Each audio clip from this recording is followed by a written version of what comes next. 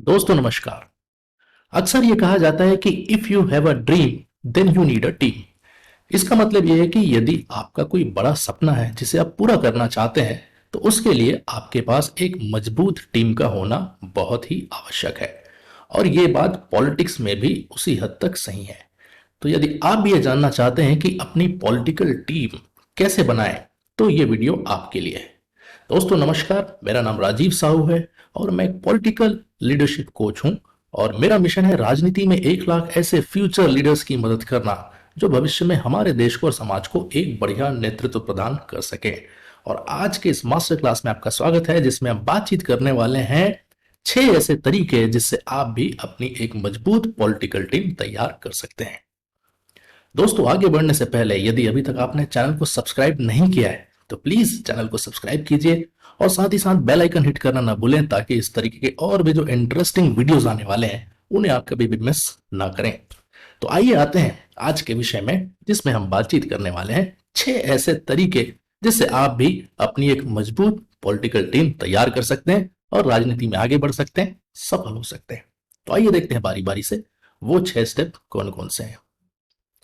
सबसे पहली चीज जो आपको याद रखनी है पॉलिटिकल टीम बनाते समय वो ये है कि एक मजबूत टीम के होते हुए भी आप हार सकते हैं, आप हार का सामना कर सकते हैं। लेकिन एक मजबूत टीम की कमी से आप कभी भी जीत नहीं सकते हैं। यानी कि जब तक आपके पास एक मजबूत टीम नहीं हो तब तक आप कभी नहीं जीत सकते हैं। हाँ, टीम होते हुए आप हार जरूर सकते हैं और हार के बाद जीत होती है, ये तो तय है। लेकिन इसके लिए आपको एक टीम तैयार करना चाहिए, एक टीम बनाना चाहिए ताकि आप भी उस जीत की राह पे अग्रसर हो सकें। तो ये हो गई पहली बात समझने वाली कि आगे बढ़ना है तो टीम जरूरी है।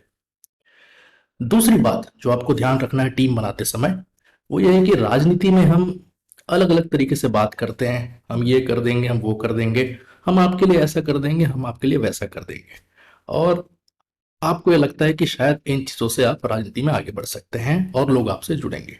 लेकिन अगर आप अपने लोगों का मनोवैज्ञानिक एनालिसिस करें, साइकोलॉजिकल एनालिसिस करें, तो लोग आपकी इन बातों से नहीं जुड़ते हैं।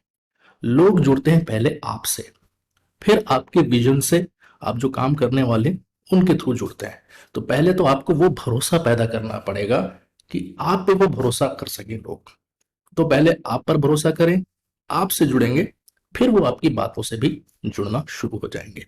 इसलिए आप जो पर्सनल जीवन में आप जिस प्रकार के व्यक्ति हैं कोशिश करिए कि सार्वजनिक जीवन में भी उसी चीज को बनाकर रखिए ताकि कोई अंतर ना हो कि आप पब्लिक लाइफ में कुछ और है और पर्सनल लाइफ में कुछ और है। और यही चीज लोगों में भरोसा पैदा करती है।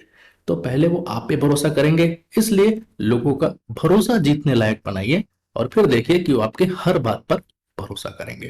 तो जितना ज्यादा लोग आप पे भरोसा करेंगे उतने ज्यादा लोग आपसे जुड़ते चले जाएंगे और इस तरीके से आपकी टीम बनने की शुरुआत आसानी से हो सकती है।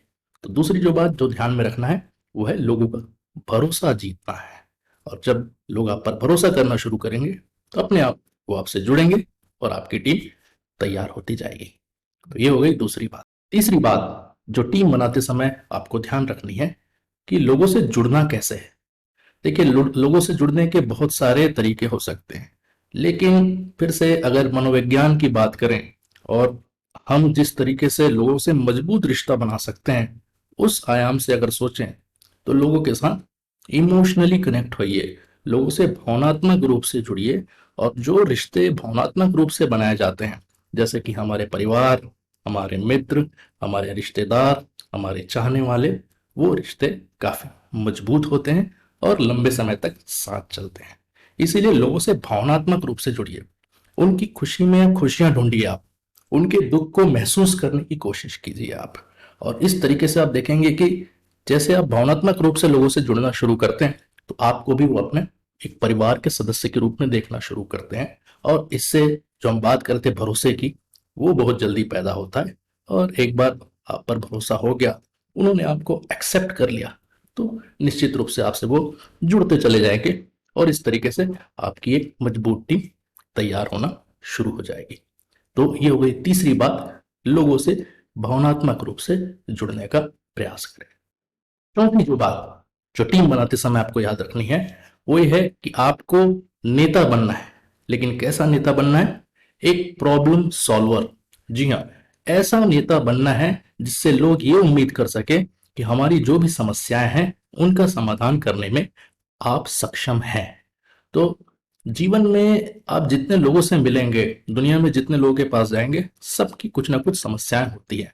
और जब आप नेता के रूप में लोगों से मिलने जाते हैं तो निश्चित रूप से उनको ये लगता है कि नेता ये तभी होंगे जब हमारी समस्याओं का समाधान ये कर सके।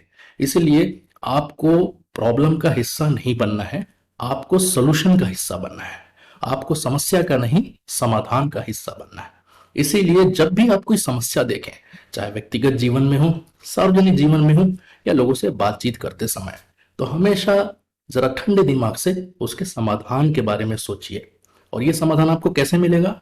जिनकी समस्या है वही उसका समाधान भी बताएंगे आपको। आपको बस समझने की कोशिश ये करनी है कि आप उस समाधान के कैसे हिस्से बन सकते हैं, कैसे उस प्रोसेस में आप अपने आप को एसोसिएट कर सकते हैं और लोगों का जो मुख्य समस्या है उसको आप समाधान की ओर ले जा सकते हैं। तो अगर आपको एक अच्छा नेता बनना है, टिकाऊ नेता बनना है, भरोसेमंद नेता बनना है, तो आप एक अच्छा प्रॉब्लम सॉल्वर बनिए। आप हमेशा समाधान के हिस्से बनिए, समाधान सुझाइए, लोगों से चर्चा कीजिए, बातचीत कीजिए और फिर उनके साथ तय कीजिए कि उनकी जो समस्या है उसका समाधान किस प्रकार किया जा सकता है और उसमें आपकी क्या भूमिका होगी। तो अगर आप इस रूप में अपने आप को प्रस्तुत करते हैं एक नेता के रूप में, तो निश्चित रूप से लोग आपसे जुड़ेंगे और धीरे धीरे आपकी टीम भी तैयार हो जाएगी। तो ये हो गया चौथा तरीका।